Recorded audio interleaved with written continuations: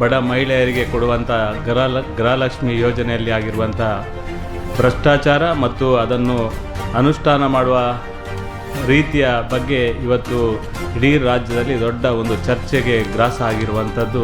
ಗೃಹಲಕ್ಷ್ಮಿ ಯೋಜನೆ ಅನುಷ್ಠಾನದಲ್ಲಿ ಬ್ರಹ್ಮಾಂಡ ಭ್ರಷ್ಟಾಚಾರ ನಡೆದಿದೆ.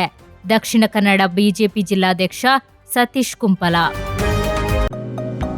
യൂണിറ്റി ഹോസ്പിറ്റൽ 4 പതിറ്റാണ്ടുകാലത്തെ വിശ്വസ്ത സേവന പാരമ്പര്യവുമായി അത്യാധുനിക സംവിധാനങ്ങളുമായി Unity Hospital Mangalapuram. Phone 0824243155. Unity Hospital. Expect life. Karnataka ರಾಜ್ಯ ಸರ್ಕಾರದ ಗೃಹಲಕ್ಷ್ಮಿ ಯೋಜನೆಯ ಅನುಷ್ಠಾನದಲ್ಲಿ ಭಾರಿ ಭ್ರಷ್ಟಾಚಾರ ನಡೆದಿದ್ದು, ಯೋಜನೆಯನ್ನು ಸಮರ್ಪಕವಾಗಿ ಜಾರಿಗೊಳಿಸುವಲ್ಲಿ ಕಾಂಗ್ರೆಸ್ ಸರ್ಕಾರ ಸಂಪೂರ್ಣ ವಿಫಲವಾಗಿದ್ದು, ಹೀಗಿದ್ದರೂ ಪಕ್ಷದ ಅನುಷ್ಠಾನ ಸಮಿತಿಯ ಅಧಿಕಾರಿಗಳಿಗೆ ಗೌರವಧನವನ್ನು ಸರಿಯಾಗಿ ನೀಡಿರುವುದಾಗಿ ದಕ್ಷಿಣ ಕನ್ನಡ ಬಿಜೆಪಿ ಜಿಲ್ಲಾಧ್ಯಕ್ಷ ಸತೀಶ್ ಕುಂಪಳ ಆರೋಪಿಸಿದರು.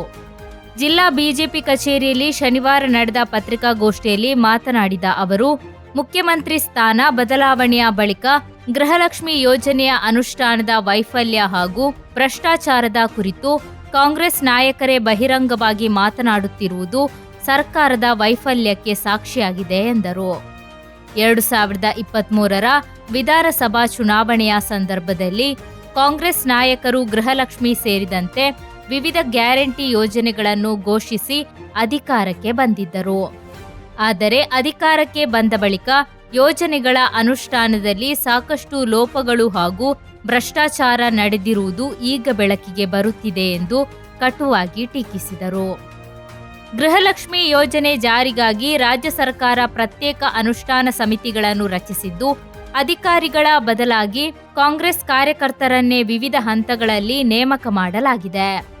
ರಾಜ್ಯ, ಜಿಲ್ಲೆ ಹಾಗೂ ತಾಲೂಕು ಮಟ್ಟದ ಸಮಿತಿಗಳಲ್ಲಿ ಕಾಂಗ್ರೆಸ್ ಕಾರ್ಯಕರ್ತರಿಗೆ ಗೌರವಧನ ನೀಡುವ ಮೂಲಕ ಸರ್ಕಾರಿ ಯೋಜನೆಯನ್ನು ಪಕ್ಷದ ಸಂಘಟನೆ ಬಲಪಡಿಸಲು ಬಳಸಿಕೊಳ್ಳಲಾಗಿದೆ ಎಂದು ದೂರಿದರು. ಮಹಿಳೆಯರಿಗೆ ನೀಡಬೇಕಾದ ಯೋಜನೆಯ ಲಾಭದ ಜೊತೆಗೆ ಕಾಂಗ್ರೆಸ್ ಕಾರ್ಯಕರ್ತರಿಗೂ ಲಕ್ಷಾಂತರ ರೂಪಾಯಿ ಗೌರವಧನ ನೀಡಲಾಗಿದೆ. ಯೋಜನೆಯ ಫಲಾನುಭವಿಗಳ ಆಯ್ಕೆ, ಮರಣ ಹೊಂದಿದವರ ಹೆಸರಿನಲ್ಲಿಯೂ ಹಣ ಜಮೆಯಾಗಿರುವುದು ಸೇರಿದಂತೆ ಹಲವು ಅಕ್ರಮಗಳಿಗೆ ಅನುಷ್ಠಾನ ಸಮಿತಿಗಳ ನಿರ್ಲಕ್ಷ್ಯವೇ ಕಾರಣ ಎಂದು ಆರೋಪಿಸಿದರು.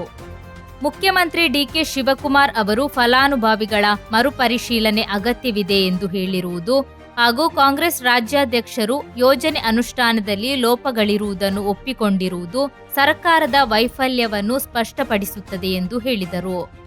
ಗೃಹಲಕ್ಷ್ಮಿ ಯೋಜನೆ ಸೇರಿದಂತೆ ಗ್ಯಾರಂಟಿ ಯೋಜನೆಗಳನ್ನು ಭಾರತೀಯ ಜನತಾ ಪಕ್ಷ ವಿರೋಧಿಸಿಲ್ಲ. ಅವುಗಳನ್ನು ಪಾರದರ್ಶಕವಾಗಿ ಹಾಗೂ ಅರ್ಹ ಫಲಾನುಭವಿಗಳಿಗೆ ತಲುಪಿಸುವಂತೆ ಬಿಜೆಪಿ ನಿರಂತರವಾಗಿ ಒತ್ತಾಯಿಸುತ್ತಾ ಬಂದಿದೆ.